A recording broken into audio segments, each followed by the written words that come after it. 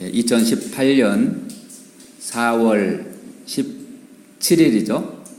예, 참 좋은 날입니다. 4월 17일 부산 강서구 사회복지관 그런가요? 네. 이름이 마음을 넘기다라고 하는 프로그램인데요. 저 이름을 이제 복지사님께서 지으셨는데 참 잘 지은 것 같아요. 그죠? 은유적이고 그러면서도 뭔가 이렇게 독서를 통해서 성장한다고 하는 이제 그런 주제가 담기고 저렇게 짓기 쉽지 않습니다. 마음을 넘기다 꼭 개강하게 되겠습니다. 오늘은 이제 첫날이니까 제가 시작하는 그 강의로 책 얘기를 좀 해볼게요. 책 얘기하면 사람들이 겁부터 먹어요. 그렇죠? 왜 그런가 생각해 보면은 우리가 책을 통해서 지금까지 공부를 했음에도 불구하고 독서가 뭘까, 또 어떻게 하면은 독서를 잘할 수 있을까, 이런 문제, 또 독서가 내 삶에 미치는 영향력은 어떤 것인가, 이런 거에 대해서 진지하게 고민하고 거기에 관련된 책을 뭐 여러 권 좀 읽고 혹은 좋은 강좌를 들어본다거나 그런 거 없이 그냥 1학년 1반부터 책 속에 풍덩 뛰어들게 만들었죠. 그런데 여기서 이제 빈익빈 부익부 어떤 갈라지는 것 같아요. 사람들의 경험이. 책에 대한 경험이 되게 좋을 수가 있고요. 그런 사람은 이제 자발적인 독자가 돼서 평생 동안 누가 읽지 말라고 그래도 책 읽는 사람이 돼요. 그렇지 않나요? 혹시 여러분은 밤새워 책을 읽어보신 적 있으신가요? 어떠신가요? 밤새워 읽어보신 적 있으신가요? 그렇게 원하는데 잘 되지를 않고요. 그래요? 우리 복지사님 밤새워 읽어본 적 있으신가요? 네. 저는 어린 시절에 여러 번 밤새워 읽어본 적 있거든요. 무협지, 만화 이런 거 있죠. 만화, 또 소설, 야한 소설 이런 거 있지 않습니까? 그런 이제 독서의 세계에 빠져든 사람은 자기 스스로 이제 동기부여가 돼가지고 계속해서 이제 책을 읽게 되는데 책에 대한 경험이 나쁜 사람들이 있죠. 그래서 이게 책 읽는 것 자체가 고통스러운 사람, 그런 사람도 있고 그냥 네, 그저 그런 사람도 있고 그렇게 된 것 같습니다. 그런데 독서는 이제 학생들만 하는 게 아니고 우리가 21세기 정보화 시대를 이제 맞이해서 평생 학습 시대가 됐단 말이에요. 그러니까 졸업하고 진짜 배울 게 더 많아요. 여러분 졸업하시고 배울 게 없으시던가요? 네, 더 많아졌죠. 학교에서 가르쳐주지 않은 것들이 우리 삶에 수도 없이 많이 부딪히게 됩니다. 그러면 전화 걸어서 물어볼 수도 있지만 그건 한계가 있는 것이고 독서하지 않을 수가 없습니다. 그렇기 때문에 이제 독서는 여러 종류가 있어요. 그걸 우리가 좀 명료하게 오늘을 좀 개념을 정리하면서 좀 넘어가겠습니다. 독서의 종류가 있고 독서의 이제 개념들이 있는데 제가 여기다 좀 받아 써보겠습니다. 여러분은 독서를 뭐라고 마음속으로 정의하고 계셨던가요? 독서를? 책 읽는다. 예, 그건 전혀 설명이 된 게 아니죠. 예, 책 읽기. 이게 이제 단어를 풀어놓은 거거든요. 책 읽기. 그런데 내 삶하고 연결시켜서 독서란 뭘까요? 저자의 경험을 간접 체험하는 활동이다. 이렇게 해봅시다. 이렇게 하면 좀 더 구체적으로 되겠죠. 내가 살아보고 모든 걸 다 시행착오를 거쳐서 뭔가 결정한다고 그러면은 온전하지 않을 거예요. 예. 다른 사람의 경험을 사는 거죠. 책 속에 담겨 있는 경험 있잖아요. 그래서 그건 내 것으로 하면은 엄청나게 시행착오를 줄일 수 있을 겁니다. 어떤데 특히 이런 경험이 좋을까요? 뭐 학문은 안 해도 돼요. 학문은 초중고 대학교까지 이 사회에 진출하기까지 그 학문적인 지식이 필요하지. 그 이후에는 내가 관심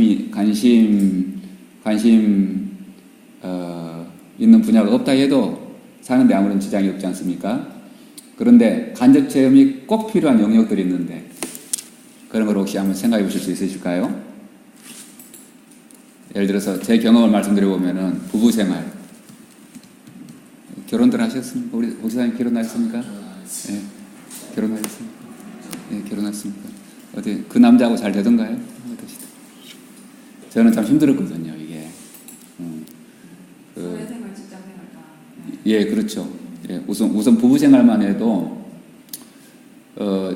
제가 이제 남자하고 여자하고 의사소통을 어떻게 하는지 책을 단 한 권도 읽어보지 못하고 결혼을 했어요. 그랬는데 어마어마하게 착각을 했더라고요. 어떤 착각을 했냐면은 다 여자도 남자처럼 의사소통을 하는 줄 알았어요. 그런데 그게 엄청난 착각이었던 거죠. 우리 아내도 마찬가지고. 그러니까는 대화를 많이 하면 할수록 어떻게 되겠습니까? 기분이 나빠져, 그렇죠? 사이가 나빠지더라고. 그런데 전문가들은 대화를 많이 하래. 그래서 제가 그 말을 듣고 대화를 열심히 하면 할수록 계속 기분이 나빠지더라고요. 왜 기분이 나빠지는지 내가 이해를 못했어요. 그러다가 앨런 피즈, 바바라 피즈 이 부부가 쓴 말을 듣지 않는 남자, 지도를 읽지 못하는 여자라고 하는 책을 읽고 깨달았어요. 내가 얼마나 어리석게 우리 아내랑 대화를 시도했던가 하는 거 정말 절실하게 깨달았죠. 그러니까 이래요. 남자들은 대부분의 남자들이 한 80% 남자들이 어떠냐면요. 문제를 빨리 해결해 주려고 노력을 해요. 그러니까 예를 들어서 냉장고가 고장 났어요. 그럼 남자들은 뭐라고 그러게요? 사라고 그러면 참 좋죠. AS 불렀나 이러죠. 예. AS 부를 줄 몰라서 말하나? 그러니까 이 작은 냉장고를 가지고 살림하느라고 얼마나 고생했는지 내 마음을 알아주시오라고 이게 공감을 받기를 원했는데 AS 불렀나? 이러면은 절벽에다 대고 얘기하는 것 같죠. 그런 게 한두 가지가 아니에요. 제가 그 책을 보니까 내 자신이 들여다보이더라고요. 예를 들어서 머리가 아파요 여보 그러면은 남자들은 뭐라 그러게요? 약 사 먹지. 예. 이 인간아 약 사 먹을 줄 몰라서 너한테 얘기하냐? 어떤 말이 듣고 싶은 거예요? 여성들이 계시니까. 많이 아프지. 그렇지. 그걸 공감이라고 하거든요. 나를 좀 위로해주고 내 마음을 알아주고 그러길 바라는데 약 사 먹나? 그렇다고요. 제가 그런 짓을 했어요. 몇 년 동안요? 3년 동안이나요. 그 책을 보기 전까지 계속 그런 짓을 했다고요. 네. 그런 게 계속 누적이 되니까 얘기하면 할수록 고통스럽겠죠. 그 남자 또한 마찬가지예요. 여성들하고 대화할 때 어떤 의도를 가지고 어떻게 대화하는지를 제가 전혀 이해를 하지 못했거든요. 그러니까 좀 애둘러서 표현하는 경향이 많더라고요. 한번 예를 들어 봅시다. 뭐 결혼 기념일을 늘 챙기다가 남편이 챙기다가 그 해는 잊었어요. 그럼 기분 나쁘죠? 그럼 어떻게 하면 제일 빨라요? 당신 바빠서 우리 결혼 기념일 잊어버렸나 보는데 어떡할까? 그러면은 그래. 그리고 지금이라도 빨리 가서 식사하지. 이럴 텐데 요즘 당신 나한테 관심이 떨어진 것 같아. 이러면 이제 남자가 못 알아들어요. 그렇죠? 못 알아들어요. 그러니까 이런 부부 생활에 관해서 다른 사람의 경험을 살 필요가 있어요. 그 앨런 피즈, 바바라 피즈 이 두 부부인데요.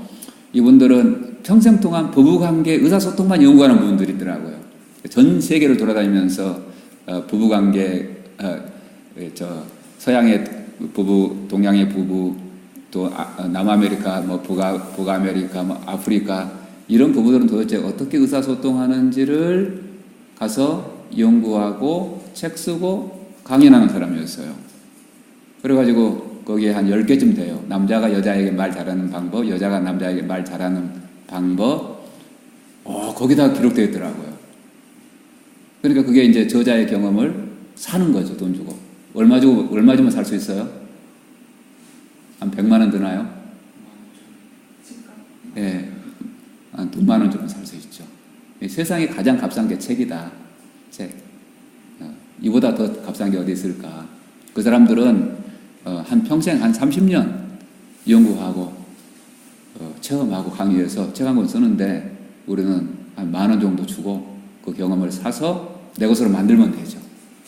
그래요. 아주 좋은 관점입니다. 네. 도와주시겠습니까? 독서란 뭡니까? 나 자신에게. 독서 뭡니까? 우리 선생님? 예? 독서는 뭡니까? 마음의 양식이라고. 아, 그래요? 마음의 양식. 네, 아, 개인의 예. 이게, 옛날부터 저 도서관 입구에 있었는데, 그죠? 기억나요? 예, 마음의 양식. 예. 그래요. 이거 중요한 관점이에요. 무슨 뜻일까요? 독서가 마음의 양식이라는 건?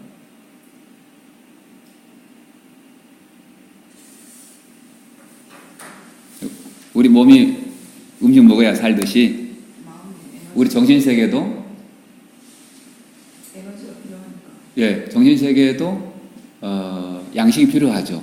근데 그 양식이 뭘로 되어 있어요? 이 쌀이나 볼이나 이런 걸로 되어 있는 게 아니라 정보로 되어 있죠. 정보. 예, 정보. 그러니까 정보를 섭취해야 되는 거예요, 사람은. 이 세상에 태어나서 책을 한 권도 안 봐. 그리고 전화도 안 해, 텔레비전도 안 봐. 그러면 어떤 사람 될 것 같습니까? 세상은 아무리 살되죠. 그러니까 태어나가지고요, 한 번도 책을 본 적이 없어요. 텔레비전도 안 봐요. 벽만 보고 살았어요. 그럼 어떻게 될까요? 건강함이 세계에 빠지는 거. 네, 장담합니다. 인간 못 됩니다. 예, 그런 경우를 우리는 이제 극단적인 사례를 통해서 보죠. 예를 들어서 여러분 인터넷에 찾아보시면요, 늑대 인간 이야기들이 나와요. 늑대 인간 쳐보면은 1920년경 인도의 잘 싱그시 이야기가 금방 나옵니다. 그 사진도 나올 거예요. 인터넷 연결되면 금방 보여드릴 수 있는데요. 잘 싱그시가 고아원을 운영했는데 동네에 명수가 출몰하는 거예요. 그래서 엽총 들고 숲속으로 갔어요. 갔는데 그 늑대가 사는 그 동굴을 발견하게 돼요. 거기서 이제 들어가 보니까는 늑대 새끼들과 더불어서 여자아이 둘이 있었어요. 걔네들이 이제 그 유명한 아말라 까말라라고 하는 늑대 소녀입니다. 늑대 소녀.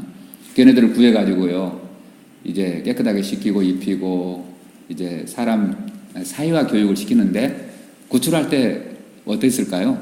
그 아이들이 한 5살, 17살 이렇게 두 자매였어요. 말을 할 수 있었을까요? No. 2발로 걸었을까요? No. 4발로. 날고기를 먹었을까요? 생고기를 먹었을까요? 날고기 주면 생고기 아니 날고기나 생고기랑 마찬가지구나. 익은 고기를 주면 안 먹는 거예요. 예. 또 밤에 활동했을까요? 낮에 활동했을까요? 늑대는 야행성이죠. 그러니까 딱 늑대를 닮은 거예요. 이만큼 정보가 무서운 거예요, 여러분. 우리가 그냥 귀가 들리니까 어려서부터 어머니가 들려주는 자장가 노래를 듣고 어머니, 아버지, 할머니가 들려주는 이야기를 듣고 책에서 선생님이 가르쳐 주시는 그런 정보를 받아들이고 그냥 정보를 내 마음속에서 흡수해서 오늘날 내가 된 건데 그게 너무 태어나면서부터 자연스럽기 때문에 그걸 내 마음이 양식 삼아서 지금 내가 됐다고 하는 것을 인식을 못해요. 그런데 만약에 그게 안 됐으면 인간 안 된다니까요. 인간. 그게 바로 사람과 동물의 다른 점이에요. 동물은 제가 길러보니까 고양이를 데려다가 10년을 길러도 고양이는 고양이더라고요. 그냥 엄마 어느 날 그런 일 없고요. 아빠 그런 일 없어요. 강아지도 마찬가지고. 그러나 사람은 정보에서 차단되면은 인간이 못 됩니다. 그런데 이게 평생 우리가 정보를 양식 삼아 먹어야 돼요. 평생 동안. 노인들은 책 읽을 필요 없습니까? 제가 노인이 돼가고 있거든요. 지금 59년생이니까 내 나이가 믿기지 않아요. 나는 40대인데 마음은 40대인데 어느새 제가 60줄에 다가서다니 좀 슬프기도 하고 그래요. 그런데 나이가 들면 들수록 더 배우고 싶은 게 많아지더라고요. 우리 선생님 나이가 좀 지긋해 보시는데 어떠십니까? 나이가 들면 배울 게 없어지시나요? 좀 배우고 싶은 게 많아지시나요? 배우고 싶은 의욕이 많이 생기죠. 그렇죠. 그러니까 내가 물어봤거든요. 어떤 분이 이 독서 모임에 너무 열심히 참여하길래 나이가 70이 넘으셨어요. 아니 왜 그렇게 열심히냐고 막 독후감도 써오라 그러면 한 주도 안 걸려 그분은. 근데 그래요. 제 직업이 이제 목사기도 한데요. 목사님 내 나이가 되면은 시간이 없어요. 그렇게 말씀하시더라고요. 시간이 없다. 젊은이들은 시간이 가진 게 시간뿐이니까 급할 게 없지만은 나이가 들면 들수록 더 시간이 없다. 배우고 싶은 건 많고 시간은 적고 읽어보고 싶은 책도 많은데 그래서 내가 열심히 하노라. 그런 얘기를 듣고 깊이 공감했습니다. 예, 아멘. 목사님도 한마디 하셔야죠. 아, 그래요? 정보를 수집하는 정보? 수집만 하시나요? 어떻게 하시나요? 수집한 다음에 어떻게 하셔야죠? 옳지. 활용하기 전에 한 단계가 더 있어요. 가공해야죠, 가공. 예. 그 다음에, 예, 활용. 예. 그 활용을 통해서 이제 활용하면은 내게 돼요. 체화되죠, 체화. 예. 아주 고급 용어를 쓰셨습니다. 체화. 체화. 이걸 뭐라고 그래요? 현대인이라고 하죠, 현대인. 현대인들은 이거 못하면은 직장 생활도 못해요. 그렇죠? 어떤 나에게 필요한 정보를 또 우리 사회가 필요한 정보, 우리 회사가 필요한 정보를 수집해야지. 수집. 근데 뭘로 수집해요, 보통? 내부한테 물어보죠? 근데 그것 가지고는 턱도 없어요. 고급 정보는 안 돼요. 내부한테 물어봐서는. 진짜 고급 정보는 어디 들어있습니까? 책에 들어있어요. 네, 책도 이제 책 나름인데, 진짜 고급 정보는 논문에 들어있습니다. 논문. 그 분야의 박사 논문. 박사 논문이 원문으로 막 이렇게 제공이 되잖아요. 뭘 하든지, 어떤 분야든지 그 논문 한 수십 편만 읽어주면요, 준 전문가가 돼요. 한 100권 읽고 분석하면은 논문 또 써요. 이렇게. 좋습니다. 저도 좀 하나 더 붙여볼게요. 독서란 뭐냐? 물고트기다, 물고트기. 저는 이렇게 생각해요. 물고트기.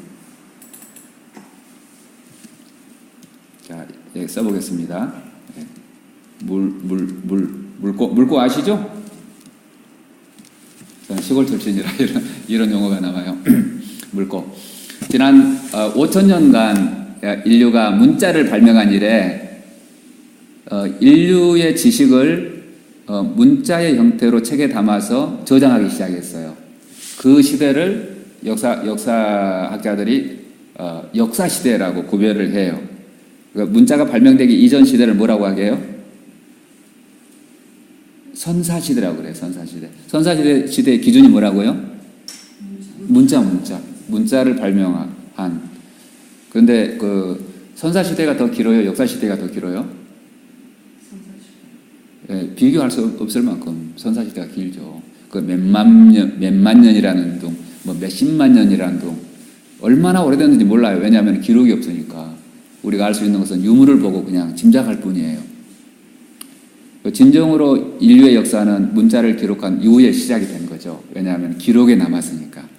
그래서 2000년 전에 아리스토텔레스가 뭘 생각했는지 우리는 알 수가 있어요. 뭘 통해서? 예, 책을 통해서. 플라톤이 무슨 생각을 했는지 우리가 알아요. 공자님이 뭘 생각했는지 알아요. 예수님이 뭘 생각했는지 우리가 알아요.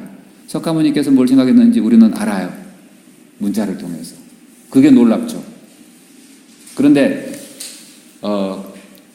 어마어마한 양의 이 정보가 생산이 돼가지고 책에다 기록해가지고요, 우리 인류가 이 도서관에다가 보존하기 시작했잖아요. 그 유통시키잖아요. 여기도 도서관이 있는데요. 한 10여 년 전에 부산에 있는 부산대 도서관은 100만 장서 축제를 했어요. 100만. 우리 도서관에 100만 권. 미국의 뭐 뉴욕 도서관 같은 경우에는 몇 천만 권이 있대요. 몇 천만 권. 아마 국립중앙도서관도 몇 백만 권은 될 거예요. 그런데 내가 만약에 책을 읽고 있다면은 어때요? 그 지식의 저수지에 물꼬를 터서 내 삶에 흘러들게 하는 거죠. 맞나요? 그러면은 거기 끊임없이 그 물꼬를 터서 그 양질의 정보를 내 삶에 흘러들게 해서 내 삶을 풍요롭게 하는 사람과 그런 정보에 딱 차단돼 가지고 내 생각으로만 살아가는 사람은 완전히 삶의 질이 다르죠. 물꼬가 막힌 사람들이 있어요. 막힌 사람. 참으로 안타까워. 우리가 생각할 수 있는 모든 인간의 문제는 이미 누군가가 생각해놨어요. 책 속에 다. 그래서 뭐라고 그랬습니까? 옛날에 그 유명한 경구가 생각나네요. 책 속에 뭐가 있다? 옳지. 네, 길이 있어요. 길이 있다. 문제 해결할 수 있는 길이 있다죠. 있다죠. 물고트기. 네, 물고가 작은 사람도 있고 큰 사람도 있고 아예 없는 사람도 있고 옛날에 있었지만 막힌 사람도 있고 이번 기회에 우리 물고가 좀 더 넓어지고 깊어졌으면 좋겠다 그런 희망을 가져봅니다. 독서가 이렇게 하나만 정의되는 거 아니에요. 하나만 다 각자 나름대로의 정의가 있으실 겁니다. 혹시 더 붙여보실 의향 있으신가요? 생각나면 언제든지 말씀하세요. 같이 우리가 수업을 만들어 가니까. 자, 그 다음에 이제 독서의 종류에 대해서 좀 얘기를 해보겠습니다. 가장 기본적으로 독서는 몇 가지 목적에 따라서 이런 독서가 있습니다. 학문을 위한 독서. 초중고, 대학교까지 또 학자들이 하는 독서입니다. 그런데 독서하면 이것만 생각나요, 우리가. 왜냐하면 독서에 대해서 심도 있게 탐구를 안 해봤고 초중고, 대학교 16년 그 과정을 거치면서 학문을 위한 독서에 우리가 오리엔테이션 됐거든요. 그리고 시험 보고. 그러니까 딱 졸업해버리면은, 독서는 어려운 거야. 왜냐하면은 학문을 위한 독서는 어려운 게 당연하거든요.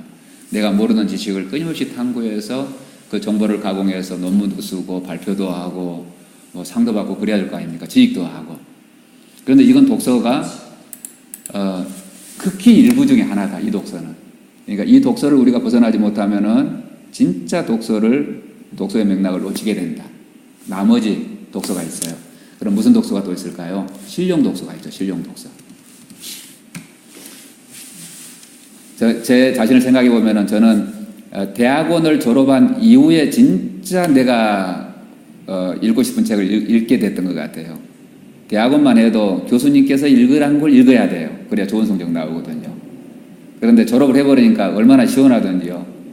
그리고 지금까지 이제 제가 관심을 가지고 제가 관심이 흐르는 그런 분야의 독서를 끊임없이 계속해 오고 있습니다. 어서 오십시오. 반갑습니다. 네.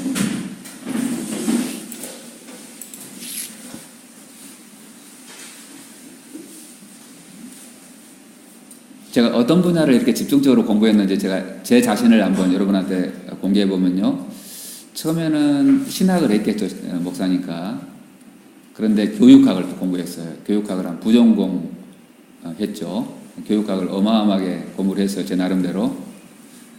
그리고 상담학 했고요. 상담학을 하니까 당연히 이제 심리학은 했겠죠. 그리고 독서치료를 공부했습니다. 이거 교육, 상담, 심리 합쳐가고 독서치료가 돼요. 독서치료 공부했습니다.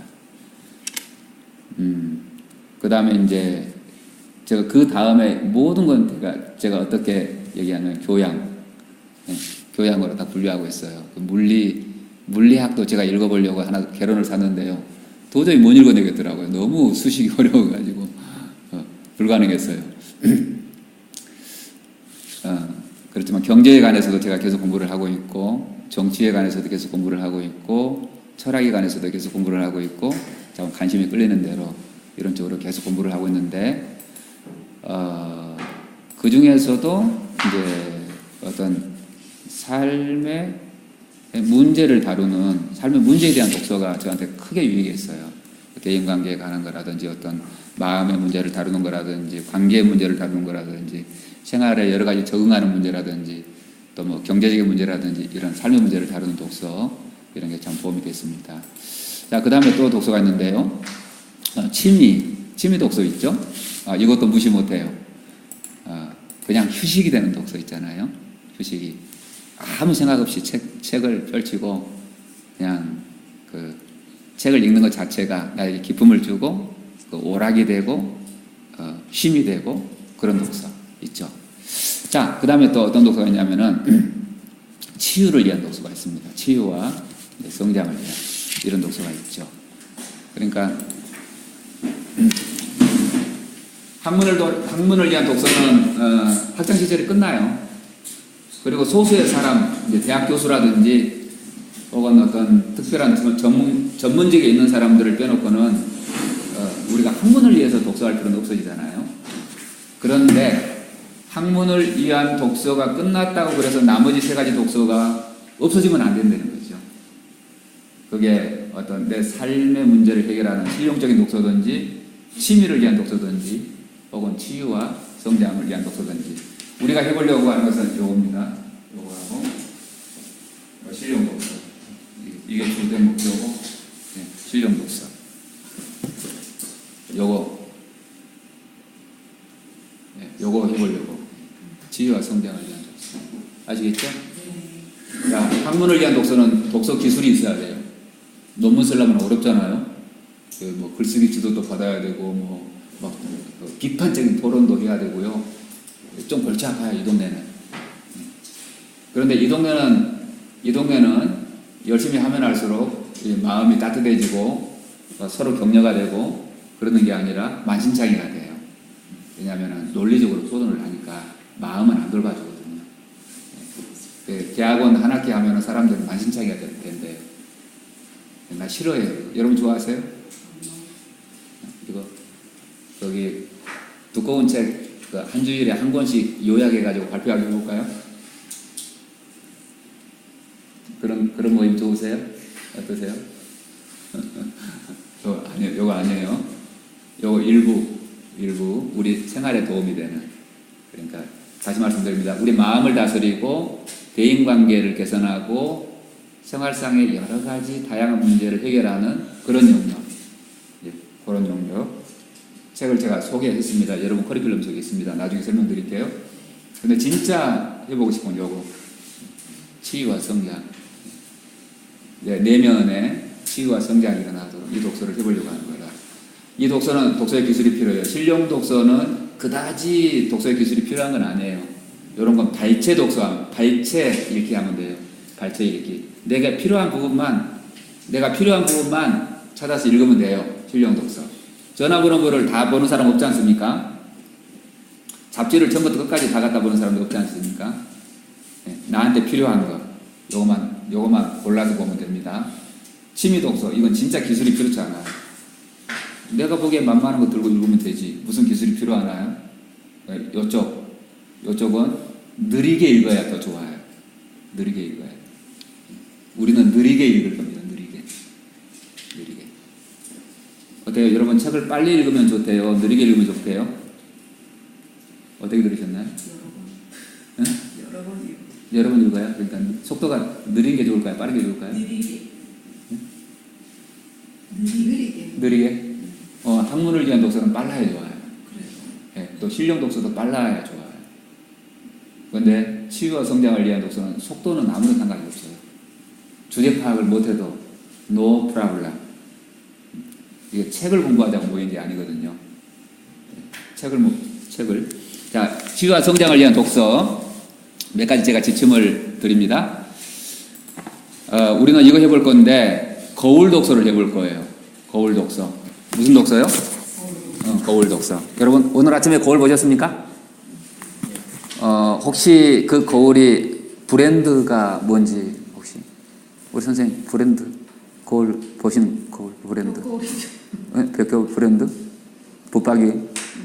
예, 그 가로 세로 몇 센치? 1m. 두께는? 5mm 정도 돼요. 그래요. 오, 상당히 자세히 아시네요. 우리가 거울을 연구한 게 아니라 거울은 누구의 모습을 보기 위해서 보는 건가요? 자신. 내 모습 보기 위해서 보는 거죠. 책을 우리가 그렇게 대할 겁니다. 그러니까 책 자체를 이렇게 두꺼운 책 오늘 또 내가 가져와 봤는데요. 이렇게 두꺼운 책 자체를 공부하려고 모이는 모임은 이 모임은 아닙니다. 잘 아셨죠? 그러니까 책을 읽어내는데 너무 지나치게 힘 빼지 말도록. 네. 제가 이게 모임 지침에 좀 더 자세히 설명을 하려고 하는데요. 그러면은 누구를 공부하려고 하는 거냐? 거울 보고 내 모습을 보듯이 이 책 속에 비친 내 마음이 어떠한가? 이 책 속에 비친 나는 어떤 사람인가, 또 이 책 속에 비친 다른 사람은 어떤 모습인가, 어떤 모습이라고 하는가, 그러니까 사람 공부. 예, 사람 공부. 중요하니까 여기다 써드리겠습니다. 책 공부가 아니라 무슨 공부요? 사람 공부 해보려고 하는 거예요. 사람 공부. 거울 보고 거울 연구하는 사람은 아마 거울업자일 거예요. 거울업자.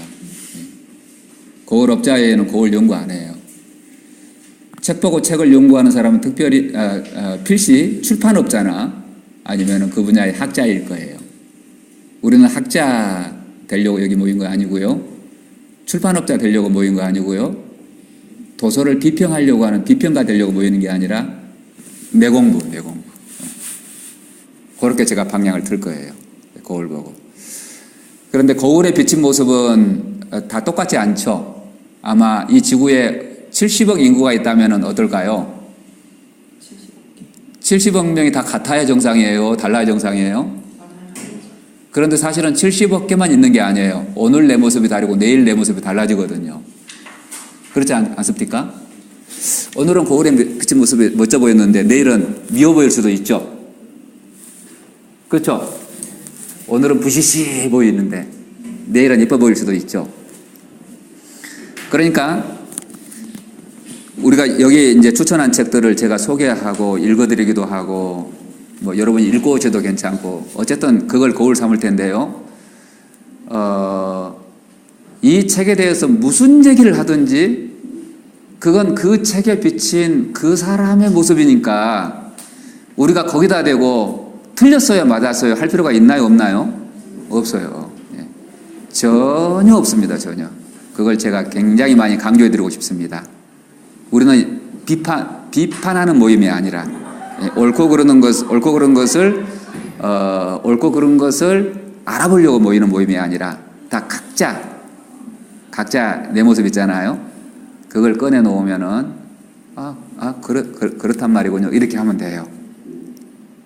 간단하죠. 그러니까 그건 아니고요. 이런 말은 할 필요 없습니다. 그건 아니고요. 설사 임진왜란에 발발한 연도가 1792년이라고 주장하는 사람이 있다 하더라도 어떻게 하면 되냐면은 한번 따라해 보시겠습니까? 그렇게 기억하고 계시군요. 시작. 그렇게 기억하고 계시군요. 끝. 그걸 따져서 뭐래? 1592년인데 원래는. 그렇죠? 우리가 그거 잘못 기억했다고 뭐 죽는 것도 아니고 뭐 큰일 나는 거 아니거든요. 그거 가지고 이제 목매달지 말라고. 이렇게 제가 강조해도 가끔은 이제 이 성격 검사를 해보면은 옳고 그른 것에 푹 빠져 있는 T형들이 있어요. 그 MBTI 검사해 보면은 이거는 truth, 진리에 목매다는 그런 성격을 가진 사람들이에요. 이런 분들은 자기 성격을 좀 이렇게 참으셔야 돼요.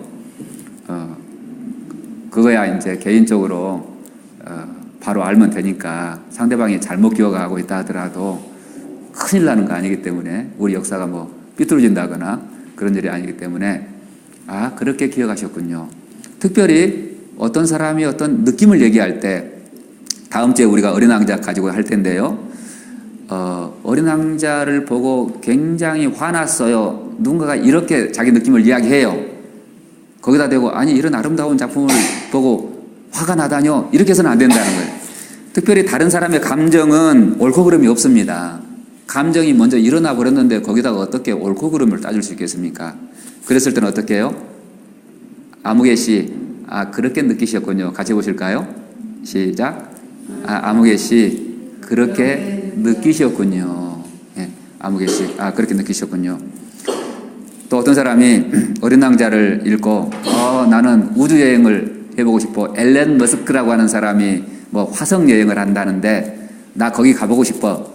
이렇게 황당무계하게 들리는 그런 욕구를 얘기했다더라도 어떻게 반응해야 돼요?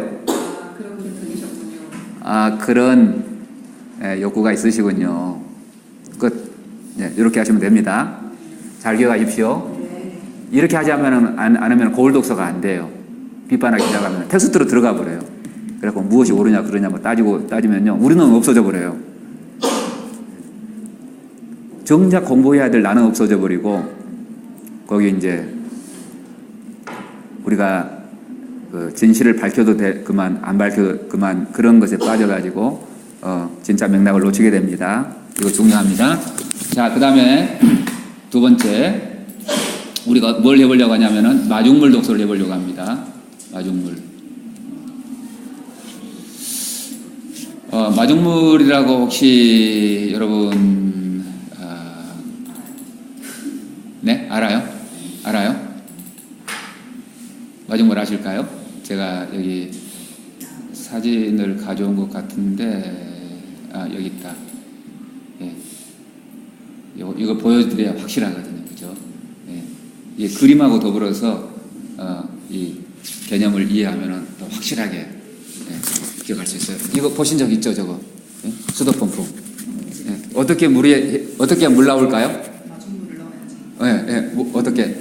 여기다 물 한 모금 받아가지고 어디다 넣어야 돼요? 예, 여기다 부어야 돼요. 그리고 어떻게 해야 돼요? 저 짝두지를 이렇게 해야죠. 그게 마중물이에요, 마중물. 그럼 왜 그냥 하면 안 나올까요? 압축이 세서 공기가 새버려. 여기 고무바킹이 안에 들었거든요. 책을 우리가 그렇게 사용할 겁니다. 요렇게 이 정도 두꺼운 건 아니지만 꽤 두꺼운 책도 있을 수가 있어요. 그런데 그걸 마중물을 많이 넣어야 좋은 건 아니에요. 한도람 여기다 넣으면은 물낭비예요, 물낭비. 그렇다고 한 컵 넣어서는 또 효과가 없어요.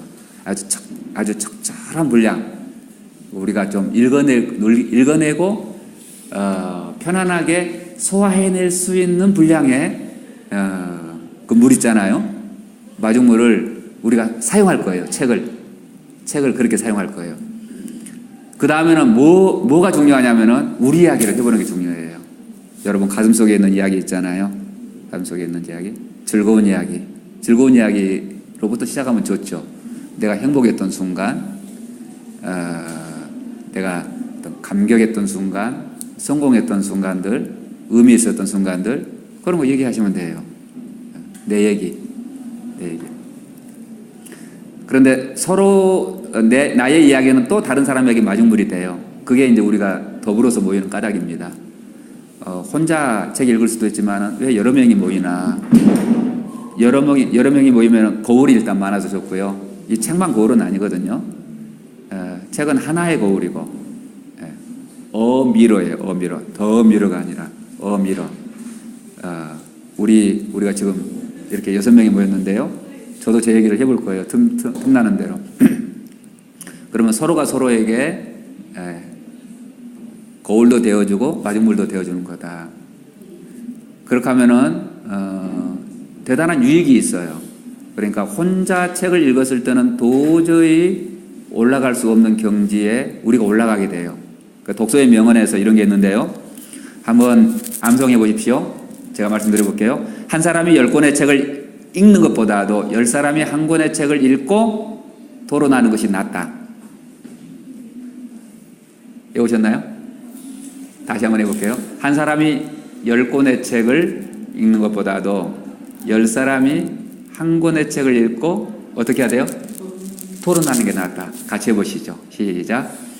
한 사람이 10권의 책을 읽고 누구보다 10사람이 한 권의 책을 읽고 토론하는 게 나아요. 상당하신데요, 기억력이. 아까 그런 분위기 있잖아요. 서로가 서로를 비판하지 않고 정성껏 들어주는 참여자들하고 읽어야 그런 효과가 나요. 근데 서로 치고받고 싸우고 그러면은요, 혼자 읽는 게 차라리 낫죠. 다시 볼까요? 시작. 한 사람이 10사람이 토론하는 게 낫다. 왜 그러냐면 아까 말씀드렸죠. 우리가 서로에게 거울이 된다. 또 나의 이야기는 다른 사람의 삶의 이야기를 끌어내는 마중물 역할을 하는 거다. 하나 더 하겠습니다. 그 다음에 처방독서가 있습니다. 처방독서. 처방 독서란 뭐냐면은 내 삶에 꼭 필요한 정보를 책에서 얻어내는 거예요. 우리가 서로 도와서 저도 이제 여러분한테 추천할 거고요. 우리 커리큘럼 속에도 제가 그동안 효과가 있었고 또 수많은 사람들 제가 한 근 20년 동안 독서 모임을 이끌면서 정말 반응이 좋았던 책들을 제가 소개한 거예요. 여러분 커리큘럼 속에. 그냥 제가 혼자 읽어보고 좋은 책이 아니라 수많은 사람들이 읽고 도움을 받았던 그런 책들 제가 소개했는데요. 그런 책들이 우리 삶의 문제를 해결해주고 또 미리 예방도 해줘요. 특히 결혼하지 않은 분들이 이 모임에 오면 진짜로 좋은데 3년 싸울 걸 3개월이면 끝내버릴 수 있는데 앞으로 이제 우리가 어떻게 살아갈 것인가 거기에 대해서 어떤 길잡이가 됩니다. 요 독서를 하려고 우리가 모였습니다. 자, 다시 한번 요약해 보겠습니다. 독서에는 학문을 위한 독서가 있고 실용 독서, 취미 독서, 치유와 성장을 위한 독서가 있는 거다. 학문 독서는 그동안 우리가 초중고 대학교에서 16년간 마르고 닳도록 했다. 그런데 졸업하는 순간에 이 독서는 우리에게 그다지 필요치 않다. 우리가 학자가 아니고 또 어떤 특정한 분야를 연구해서 뭔가 발표하는 사람이 아니기 때문에 그러나 나머지 세 가지 독서는 평생 유지해야 되는 거다. 그 말씀드립니다. 실용 독서, 취미 독서, 치유와 성장을 위한 독서. 그 중에서 특별히 우리는 15주 동안 치유와 성장을 위한 독서를 해보려고 여기 모인 거다. 말씀드렸습니다. 그런데 치유와 성장을 위한 독서는 느리게 읽는 건데 책 자체를 공부하는 게 아니라 사람 공부인데 나를 공부하고 다른 사람을 공부하는 독서라는 것입니다. 그 독서는 세 가지 또 방법이 있죠. 거울 독서, 마중물 독서, 처방 독서 이런 기법을 활용하려고 하는 거다. 그 말씀드립니다. 그러면 좀 쉬었다가 이 독서 모임 참여 지침 여기에 대해서 말씀드릴게요. 네, 구체적으로 그러면 어떻게 우리가 모임을 하려고 하는 것이냐 거기에 대해서 설명을 드리겠습니다. 그럼 커피 한잔 하고 모이겠습니다. 네. 네, 치유와 성장을 위한 독서 모임 어떻게 하는지 설명드리도록 하겠습니다.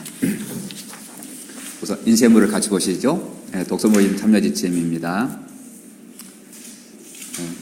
그 목적을 읽어드릴게요. 우리 독서 모임의 목적은 문학 작품을 거울 삼아 자신을 성찰하고 좋은 책을 마중물 삼아 살아가는 이야기를 언어로 풀어내기 위함입니다.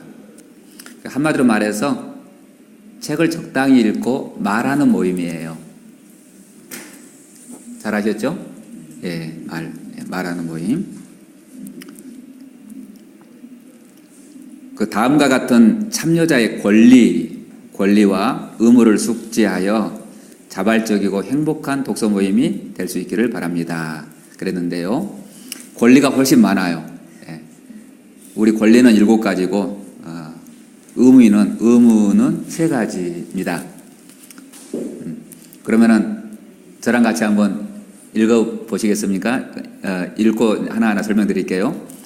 1번 시작. 나는 책 읽을 권리가 있지만 읽지 않을 권리도 있다. 어떤 게 더 마음에 드시나요? 책 읽을 권리? 읽지 않을 권리? 예, 그렇습니다. 우리가 성인들이고 또 학교 학생들이 아니잖아요. 의무교육생들이 아니거든요. 책을 읽을 권리가 당연히 있죠.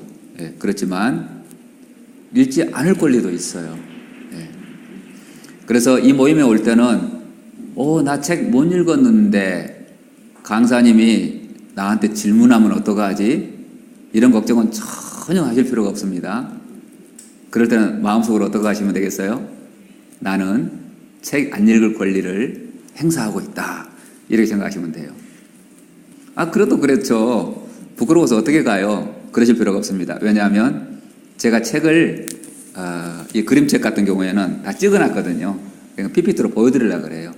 여기서 바로 읽을 거예요. 아시겠죠? 예. 그럼 뭐만 가지고 오면 되겠어요? 예, 기만 가지고 오면 돼요. 기만. 예, 기만. 들을 기만 가지고 오시면 됩니다. 제가 읽어 드릴 거거든요. 그럼 이렇게 두꺼운 책은 어떡합니까? 전혀 걱정하지 마세요. 이번 뭐 밥만 먹으라고 있나요? 예. 북토킹 하면 돼요. 북토킹. 북토킹은 책에 관해서 이야기하는 거예요. 그 책의 저자에 관해서 그 책의 핵심 내용에 대해서. 그리고 진짜 중요한 대목이 있다면은 그 몇 쪽 정도를 제가 또 읽어 드릴 거예요. 간단하죠? 예. 그러니까 너무 지나치게 책을 읽는데 관심을 가진 나머지 책 읽지 않았다고 부끄러워가지고 출석을 안 하시는 일이 없도록. 그러니까 오히려 책을 안 읽을수록 더 빨리 와야 되겠죠. 왜요? 네? 들어야 될 거 아닙니까? 그렇죠? 그리고 나서 책을 읽으시면 훨씬 더 효과적이에요. 그러니까 복습을 하라고 권하고 싶습니다. 복습. 책은 남거든요. 여러분 마음속에 또 도서관에 또 빌릴 수 있지 않습니까? 사셔도 되고 그건 내가 버리지 않는 한 영원히 내 곁에 남아서 나의 친구가 되고 나의 스승이 되고 거울이 되어줄 겁니다. 그러니까 예습을 철저히 하고 와서 여기서 뭐 강의를 듣겠다 이런 전략보다도 여기서 한번 들어보고 다른 사람 이야기를 들어보고 무슨 내용인지를 대충 파악한 다음에 시간 나는 대로 읽어버리라. 그래서 체화하리라. 이런 전략으로 가세요. 자, 2번 같이 읽어보겠습니다. 시작. 나는 읽지 않은 책에 대해서 토론할 권리가 있다. 이 권리를 100% 누리세요.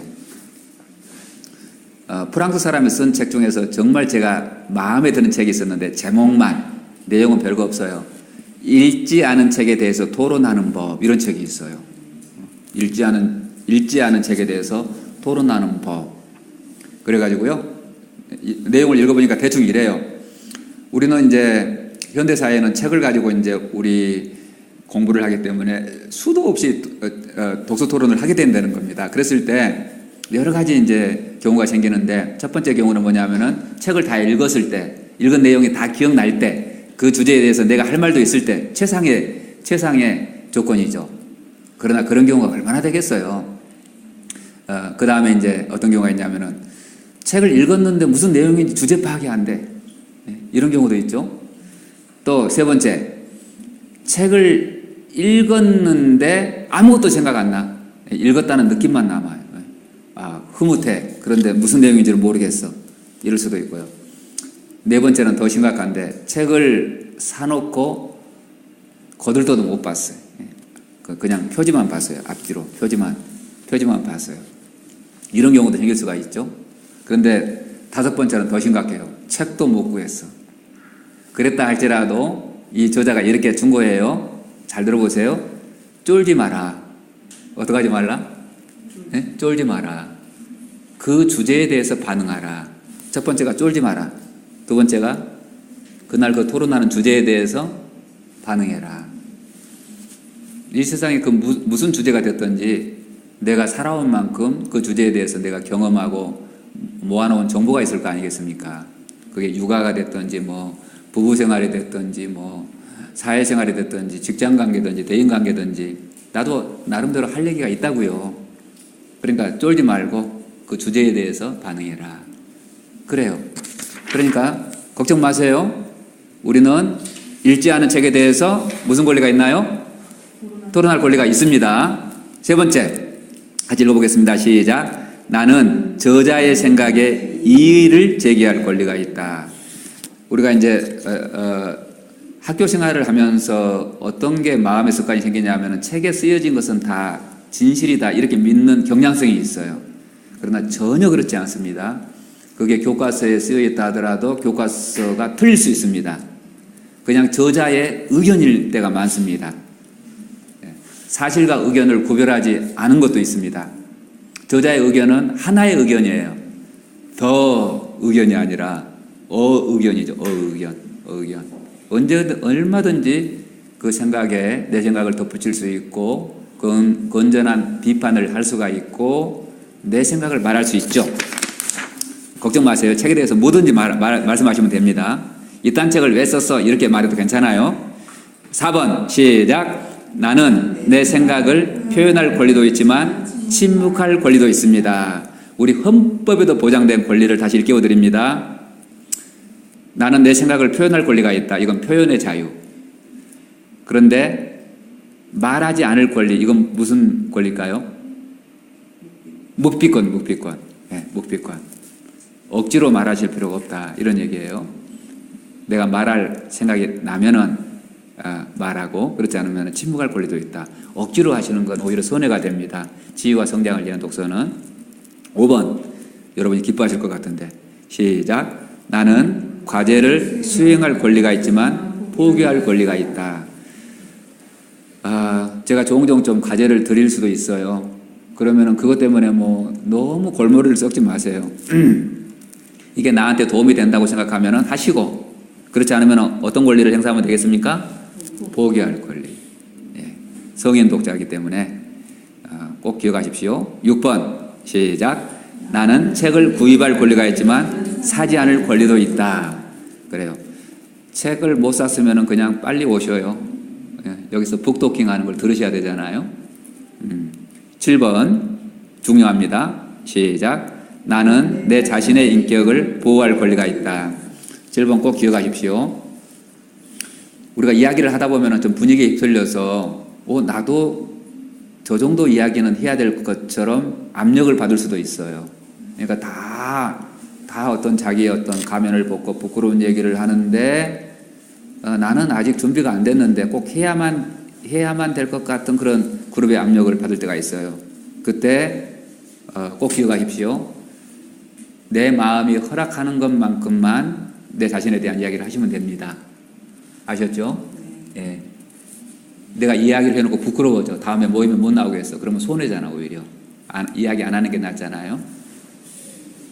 내 이야기를 내가 준비된 것만큼만, 내 마음이 허락하는 것만큼만, 예. 그렇게 오픈하시면 됩니다. 그러면 어떡하냐? 책 얘기하면 돼요. 우리 책 속에서 놀면 되니까 걱정할 게 아무것도 없습니다. 이 권리 다시 한번 같이 읽어보시죠. 1번부터 시작. 나는 책 읽을 권리가 있지만 읽지 않을 권리도 있다. 나는 읽지 않은 책에 대해서 토론할 권리가 있다. 나는 저자의 생각에 이의를 제기할 권리가 있다. 나는 내 생각을 표현할 권리도 있지만 침묵할 권리도 있다. 나는 과제를 수행할 권리가 있지만 포기할 권리도 있다. 나는 책을 구입할 권리가 있지만 사지 않을 권리도 있다. 나는 내 자신의 인격을 보호할 권리가 있다. 꼭 기억하시고 이 모임을 통해서 상처받지 않고 성장할 수 있는 계기가 되기를 바랍니다. 그런데 우리가 의무가 있어요. 의무 3가지 설명드립니다. 첫 번째 같이 읽어보시겠습니까? 나는 다른 사람의 말을 비판이나 비난하지 않고 경청하겠습니다. 경청에 대한 약속이에요.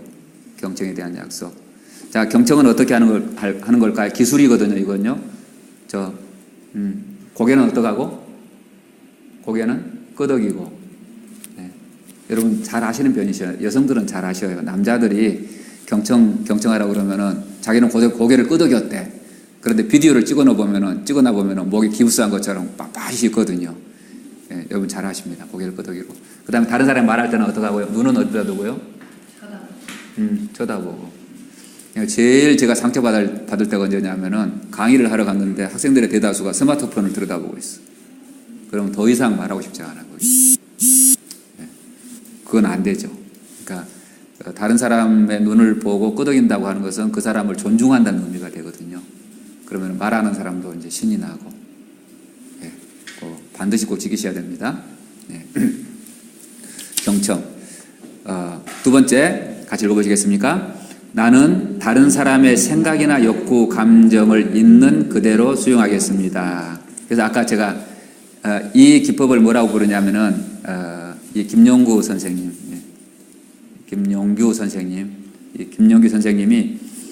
yes but 화법이라고 이름을 그렇게 붙였더라고요. yes. 그러니까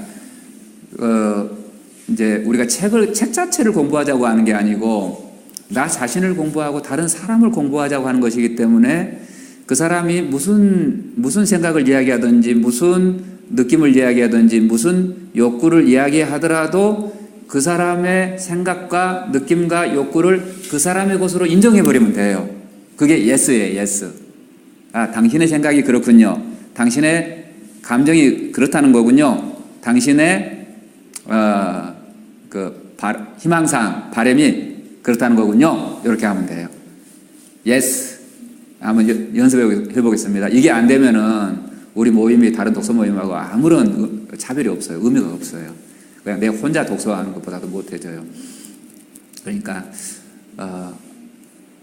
선생님 왜 이딴 책을 고르셨는지 모르겠어요. 이 책을 볼 때마다 기분이 나빠요. 누군가가 이랬어요. 어떻게 해요?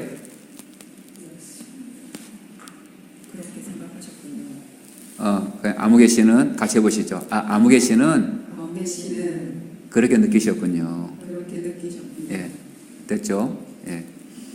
또, 어떤 사실에 대해서도 마찬가지예요. 아까 제가 예를 들었잖아요. 한글을 홍길동이 창제했어요. 누가 그랬어요. 그랬다 하더라도 어떻게? 아무개 씨는 그렇게 생각하고 계시군요. 그렇게 기억하고 계시군요. 끝. 거기다 대고 더 이상 뭐 왈가할 필요 없어요. 그런데 꼭 그게 어떤 사실을 밝혀야 될 중요한 거라면은, 그런데 나는 세종대왕께서 창제했다고 어느 책에서 읽었습니다만, 이렇게 하시면 돼요. Yes, but. 예. 3번입니다. 같이 읽어보시겠습니다. 3번 시작. 나는 나와 타인의 치유와 성장을 함께 기뻐하고 축하하겠습니다. 그러실 거죠? 예. 자, 그러면 여기에 이제 동의가 되셨으면은 거기다 오늘 날짜를 쓰시고요. 2018년 4월 17일입니다. 약속하는 사람 본인 이름 쓰시고 사인해 주시고,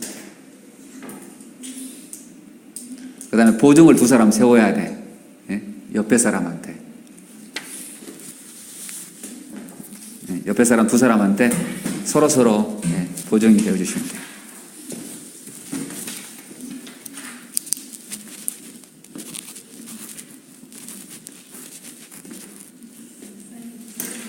네, 제가 해드릴게요.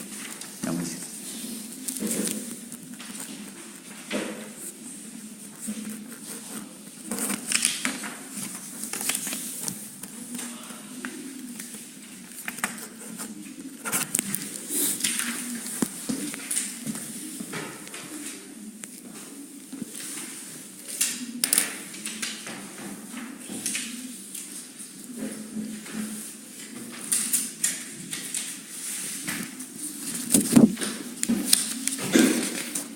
혹시 모임에 대해서 좀 질문하실 게 있으신가요? 충분히 이해가 되셨죠? 네. 우리가 어떤 방향으로 좀 독서를 하려고 하는지. 지금까지 독서 모임에, 다른 모임에도 좀 참여해 보시고 그런 경험도 있으실 것 같은데요. 어때요? 지금 방향이 선명하죠? 네? 우리가 뭘 할 것인지. 네, 그렇게 하시면 되겠습니다. 언제든지 질문해도 괜찮습니다. 네, 언제든지. 일방적으로 강의하는 모임 오늘로 끝이에요.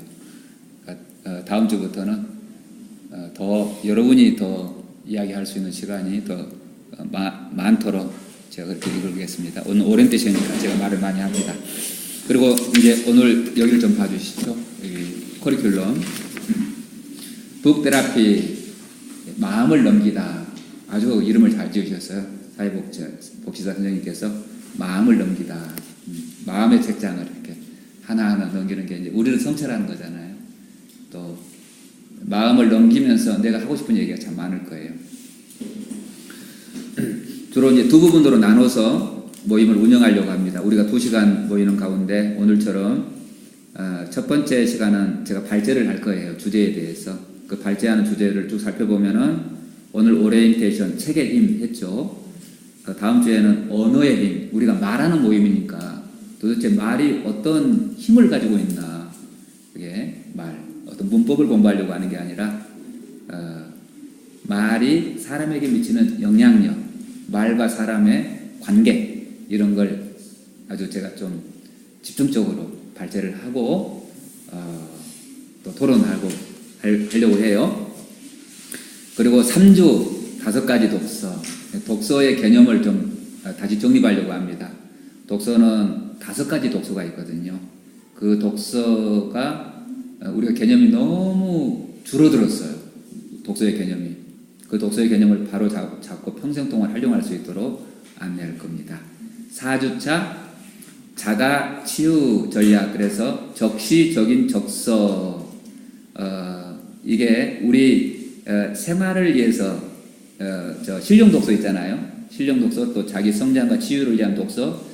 이런 독서를 위해서 어떻게 하면 좋은가, 그걸 안내하려고 합니다.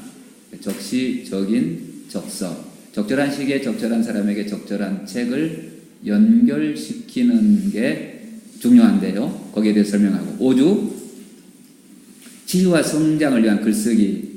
우리가 그동안 진짜 많은 글쓰기를 했을 텐데요. 자기 성장을 위한 글쓰기는 좀 다른 글쓰기예요. 그 문법이나 뭐 논리나 그런 것은 아무런 중요성이 없어요. 그 치유와 성장을 위한 글쓰기, 자기 표현을 위한 글쓰기, 자기 마음을 다스리고, 그런 건 어떻게 하나 공부하겠습니다. 6주 성장을 위한 글쓰기 원리. 7주는 이제 좀 감론으로 나가는데요. 우리 감정에 대해서 공부를 좀 해보겠습니다. 감정. 그리고 8주는 스트레스에 관해서 공부를 하고, 9주는 긍정적인 정서, 행복감 있지 않습니까? 행복에 대해서도 공부를 하고, 10주는 이제 감정, 소통, 11주는 애착과 친밀감, 대인관계에 관해서 공부하고요. 12주는 상실, 13주는 분노, 14주는 자존감, 15주는 종결. 이렇게 됐죠. 간략간략하게 이 주제들에 대해서 이제 발제를 하고 또 연결되는 책들을 읽으려고 해요. 자, 다음 주 책입니다. 어린 왕자. 한 권쯤은 꼽혀 있으시죠? 집에 책 있으실까요? 어린 왕자. 혹시 이 도서관에 빌릴 수 있을까요?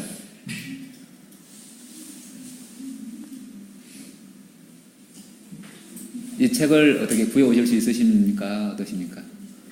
자, 빌리든지 뭐 사시든지 뭐 좌우지간 들고 오시면 되는데. 예. 해보실 수 있으시겠죠? 예. 이게 책을 이렇게 도서관에서 빌리고 혹은 인터넷으로 구매하고 서점 나들이 하고, 이것 자체가 우리에게 굉장히 유익한 습관이 돼요. 그러니까 이 좋은 습관 하나가 내 삶을 바꿔놓을 수도 있습니다. 예. 그동안 책방 나들이를 많이 하셨던 분은 이제 한 번 더 눈여겨보시게 될 것 같고요. 두 번째, 3주차 그 책은 그림책이에요. 언제까지나 너를 사랑해. 이거고요. 4주차는 행복한 정서부 그림책. 5주차는 좀 두꺼워요. 한 300쪽 돼요. 30년 만의 휴식. 그건 너무 재밌는 책입니다. 정신과 의사 선생님이 쓰신 책인데요. 마치 소설 형식으로, 소설은 아니지만 이야기가 되게 많아요. 30년 만의 휴식. 그리고 6주차 우리 가족입니다. 그림책입니다. 재밌는 그림책. 7주차 동화입니다. 꽃들에게 희망을. 8주차 그림책입니다. 슈렉이라고 혹시 영화 보셨나요? 그 영화의 원작이 그림책이에요. 윌리엄 스타이그라고 미국의 60살부터 그림책을 쓰기 시작한 유명한 그림책 작가가 있습니다. 돌아가셨습니다. 나이가 많아서. 그 그림책을 가지고 슈렉이라고 하는 그 뛰어난 작품을 만들었죠. 그 책 읽어보겠고요. 9주차 아버지와 딸 그림책. 10주차 실용 도서예요. 행복 수업이라고요. 이 책은 부부관계와 모든 인간관계의 어떤 초석이 되는 너무너무 중요한 책. 제가 늘 강조하지만 50년에 한 번 나올까 말까 한 책이다. 그러니까 모든 책이 다 똑같이 중요한 가치가 있는 건 아니다. 존 가트맨이라고 하는 사람이 30년 동안 3,500쌍의 부부를 과학적인 방법으로 관찰해가지고 대인관계가 개선되는 방법과 대인관계가 망쳐지는 그런 방법들을 마치 바닷물을 이렇게 졸여가지고 소금을 만들듯이 귀납적으로 그렇게 찾아낸 거예요. 이런 책은 저는 고전이 될 거라고 확신합니다. 이 책을 읽고 같이 토론하고 적용할 거예요. 체화할 거예요. 예, 체화할 거예요. 반드시 어떤 부부가 아니라 하더라도 모든 인간관계는 공통점이 있어요. 우리가 우리가 남자 여자 섞어 살아야 되기 때문에 11주 방긋 아가씨 그림책, 12주 이건 아동문학인데 옛날의 아동문학은 정말로 유치합니다. 요즘의 아동문학은 그냥 어른들이 읽어도 그냥 좋은 그런 문학이에요. 아동이라고 하는 말을 빼버리는 게 좋겠어 차라리. 예. 욕시험. 예. 아동문학. 13주 토미 웅거러의 그림책. 그리고 마지막 피날레 14주 이문석 교수님의 자존감이라고 하는 정말로 뛰어난 책이 있습니다. 이런 책을 고울 삼아서 마중물 삼아서 모임을 하겠고요. 그리고 이게 2시간인데 가능한 한 시간을 내서 이 독후 활동까지 해보려고 노력할게요. 혹시 완성이 안 되면 과제로 드릴 수도 있어요. 그러면은 도움이 되면은 하고 도움이 안 될 것 같으면 어떡하라고요?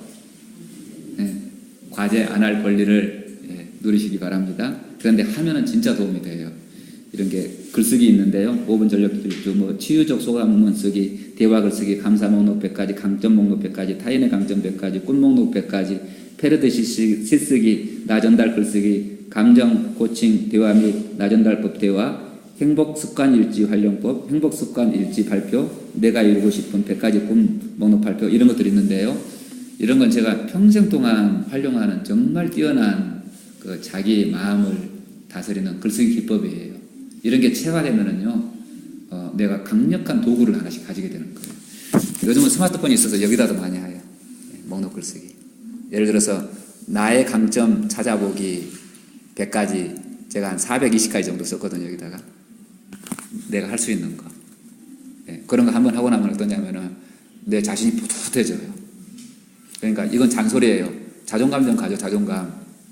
그런다 그래서 오늘부터 자존감 가질게요. 이런 사람은 존재하지 않습니다. 그런데 하나하나 나의 강점을 찾아서 기록하기 시작하면은 제가 장단컨대 100가지가 안 넘어가서 자존감이 올라가요. 그런 확실한 방법들이 있죠.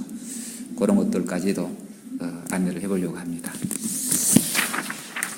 그래서 15주 7월 31일 날 우리는 마치게 됐네요. 8월 달이 가기 전에 이렇게 마치게 되겠네요.